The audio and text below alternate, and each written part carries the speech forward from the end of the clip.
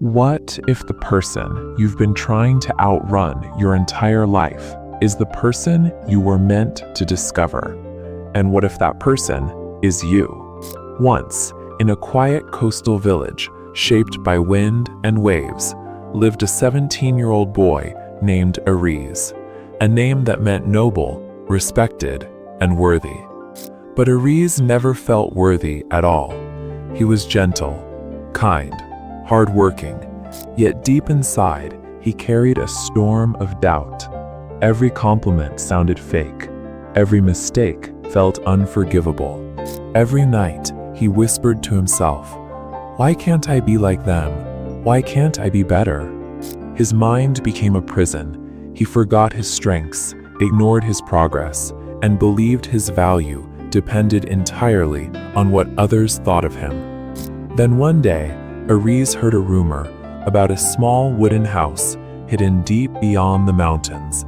People said an old wise man lived there, a man once known as the greatest counselor in the kingdom, the one who guided kings, healed broken homes, and helped thousands rediscover their purpose. But in his old age, he left the noise of the world and chose a simple life close to nature. That rumor sparked a small flame inside Aariz's dimming heart. Maybe, just maybe, he can help me, Aariz whispered to himself. With trembling courage, he packed a small bag and began the biggest journey of his life. He walked through forests where sunlight flickered through the leaves, crossed rivers that bit his feet with their icy water, and climbed steep, unforgiving hills. Finally, after many days, Aariz saw it, a humble wooden house standing alone on a cliff, quiet and peaceful, as if untouched by time. In front of the house sat the old wise man, eyes closed, listening to the wind, as though it carried forgotten wisdom. Aariz approached slowly. "Sir," he said, his voice trembling, "I've come to ask for help. My heart feels empty. I keep chasing approval, wanting to feel worthy, but I don't." The old man opened his eyes. In them was a calmness that felt like sunrise after a long night. "Come," he said gently, "I have a small task for you." He led Aariz inside to a quiet, simple room. On a wooden table lay an old, dusty mirror. The man lifted it and placed it softly into Aariz's hands. "Go to the river," the wise man said, "and sit there for 1 hour. Look only into this mirror, not at the sky, not at the water, only to yourself. Then return to me." Aariz didn't fully understand, but he obeyed. He walked to the riverbank and sat beneath the shade of a willow tree whose branches whispered secrets to the wind. For an entire hour, Aariz stared at his reflection, his tired eyes, his hesitant smile, the sadness he tried so hard to hide. For the first time in his life, he looked at himself without running, without comparing, without pretending. When the hour ended, he returned.